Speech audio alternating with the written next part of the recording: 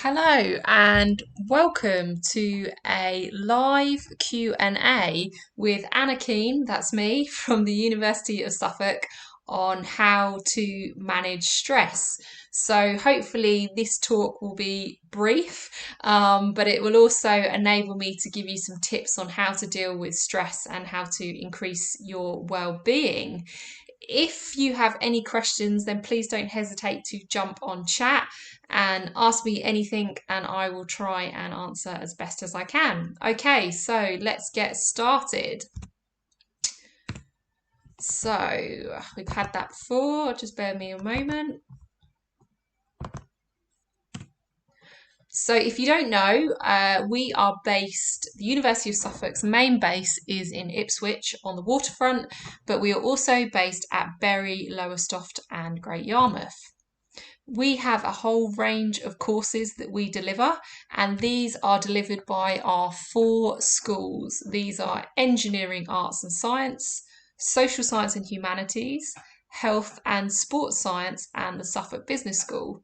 So these are the four main schools, and all of our undergraduate courses come from these schools. So, for instance, if you are interested in something like arts and bioscience or computer games programming, that would be with our engineering department. If you're interested in something like sociology and criminology, that would be under social sciences. Health and sports science, this would cover things like nursing, midwifery, and sports performance analysis. And our Suffolk Business School covers courses such as business and economics. But back to the topic of this talk, so managing stress. What is stress? So I think this is a good place to start. Stress is part of everyday life, and actually, it's really important for us to have a certain amount of stress. Some stress is actually called good stress, and that is because it helps us to stay safe, e.g., crossing the road. If there's a car coming, you need to quickly move, then the stress and the adrenaline will make you move. But it also helps us to get tasks done, and it helps us to get out of bed in the morning and to get to work on time. So we do need a bit of stress to function in the world that we live in. But unfortunately, or not unfortunately, but because of the way humans have evolved, hundreds of years ago, our ancestors were living in what you could say is very dangerous natural environments where they had to be super aware of potentially predators, and they had to either go through a fight or flight response. So this is and as human beings now in 2020, we still have the same chemicals in our body, and we still have the same reactions that our ancestors were having to be able to survive. Acute stress, so small stress triggers will actually vary from person to person, but we all have stress triggers. Now, some real obvious ones could be things like public speaking. Now, that is quite a big one that a lot of people struggle with. I mean, that's pretty normal to get nervous before you have to speak publicly. But it also could be things like interviews, working to deadlines. But some people find social situations are actually quite triggering, and meeting new people, or going somewhere where they haven't been before, or maybe traveling somewhere where they haven't been before. So we're all individual, and we all have different triggers, which can cause stress in our bodies. So, although stress can be good, too much stress can have a negative impact on our health and well-being. And actually, it can be really unpleasant when we are stressed out, when we are feeling anxious, and it can have a big impact on every area of our life. And often, stress can spill over into sort of areas of our lives where we want to enjoy things. So, what are the signs of stress? So, actually, I mean, again, we're all individual, and stress can come out in our bodies and emotions and behavior in many different ways. But there are some maybe obvious ones that you could look for and that you could identify as when you are maybe feeling quite stressed. So, if we're thinking about the physical symptoms, we might be thinking about things such as not being able to sleep properly. A lot of people find that when they are quite stressed out, it's quite hard to wind down in an evening, relax. People often feel they've got low energy from being stressed because the adrenaline gland, in your stomach has been pumping out lots of chemicals in the body, and this can cause you to be very tense in the day and just feel quite tired because you're not relaxed. Your body is almost on overdrive, thinking that it's going to have to react to a situation. Also, things like difficulty concentrating, maybe remembering. These are all signs of stress which can be quite physical. Also, some people, sounds a bit funny, but some people need to go to the toilet or they don't need to go to the toilet. And, all this can be quite unpleasant. The type of behavioural would be more kind of like people's reaction to stress, and then it might be that you see a change in your own behaviour or in someone that you know. And it could be things like overeating. For instance, when I get really stressed when I'm doing an essay, or I remember when I was writing my dissertation, I remember I couldn't stop snacking, going back and forth to the fridge. So sometimes it can be overeating, but also undereating. If people have a really tight stomach, they often lose their appetite. But it can be more extreme with things like self-harm or self-neglect. Some people will try and anesthetize the stress by maybe drinking or doing drugs, or maybe withdrawing, so not really seeing people, not really talking to their friends and family. Emotion, well, I think again, when people get stressed out, often they feel overwhelmed, and it's almost like if you don't kind of deal with your stress or kind of acknowledge it, sometimes it will come out in your emotions, and this can be things from feeling overwhelmed. Some people might feel sad or fearful or frustrated, angry, moody. It can happen and cause quite a lot of negative emotion. So, if we're thinking about stress, and if we think about what steps we can take to try and control stress, it's a good way of thinking about what can I do to control my reactions to my thoughts and feelings, and what practically can I do to make myself feel better.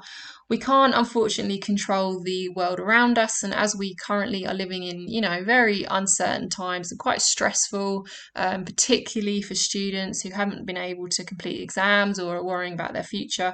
These are things that are out of our control, and these can feel quite stressful because it feels like our life is being impacted.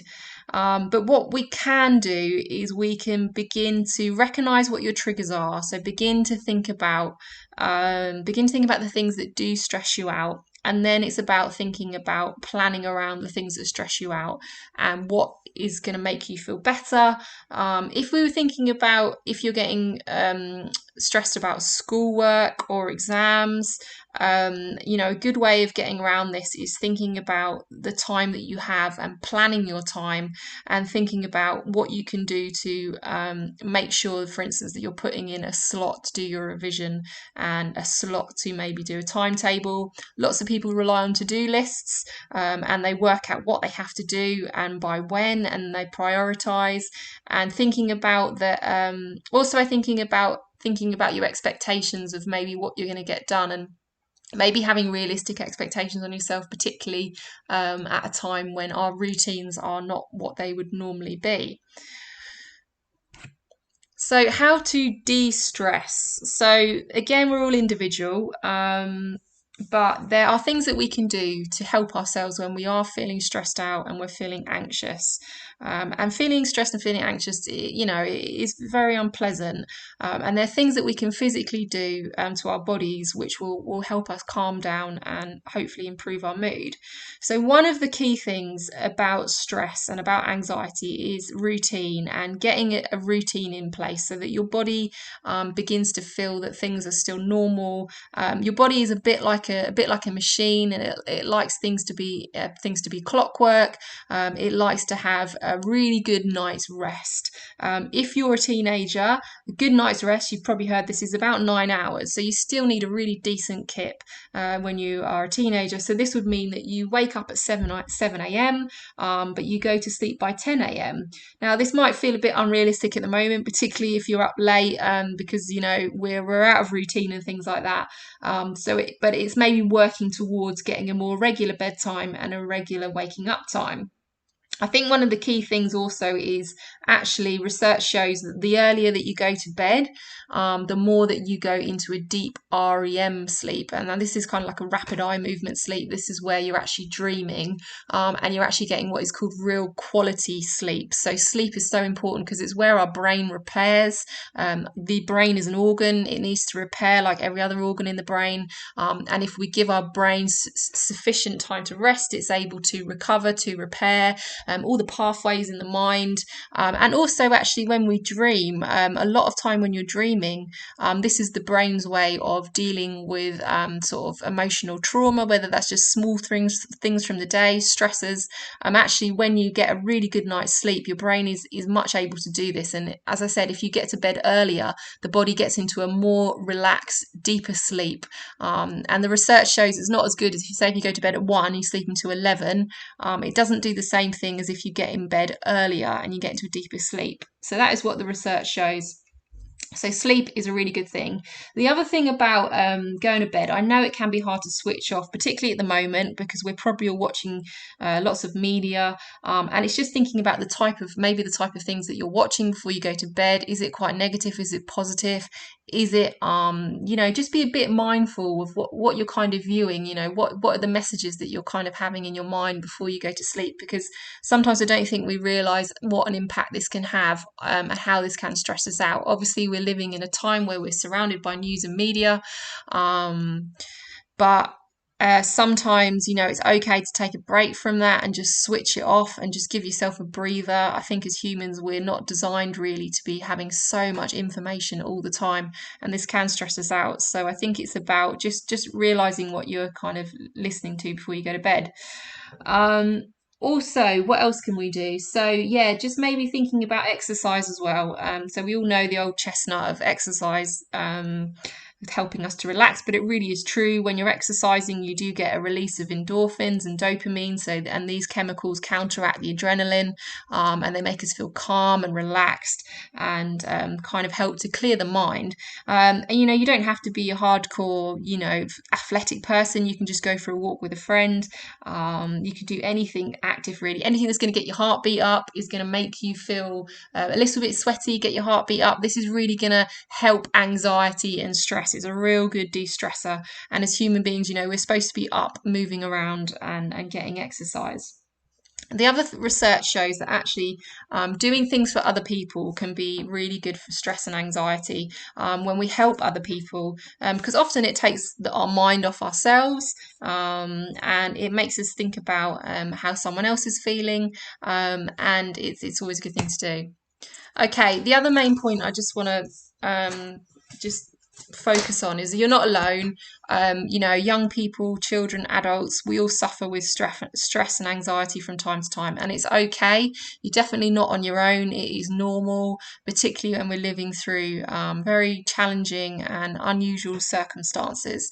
Now, if you're feeling this way and if you felt this way for some time, why not speak to a friend, a teacher, a family member?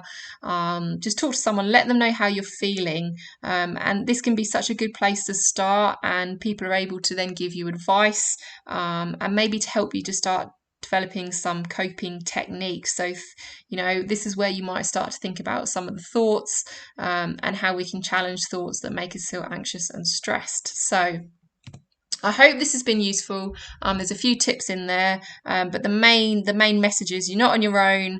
Can you talk to people, and just think about maybe some small changes that you could do to help yourself get into a good routine.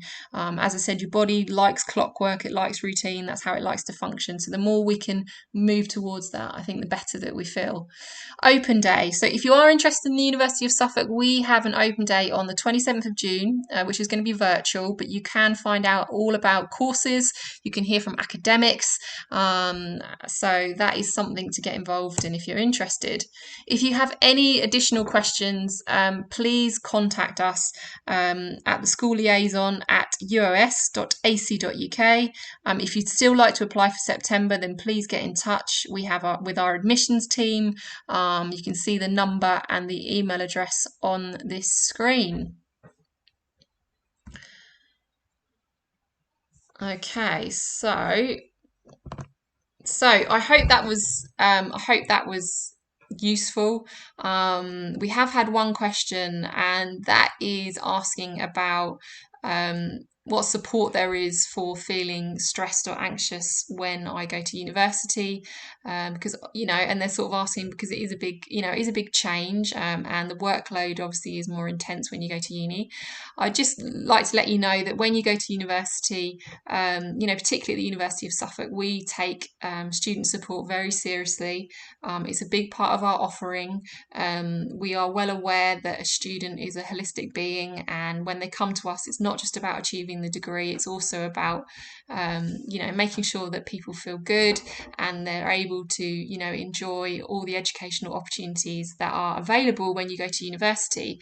So we have a really good student support team, which can help you if you are feeling overwhelmed or stressed with academics or life in general. Okay, so this is me signing off. My name's Anna. If you do have any questions about stress or health and well-being whilst at university, then please don't hesitate to get in contact. Thank you very much.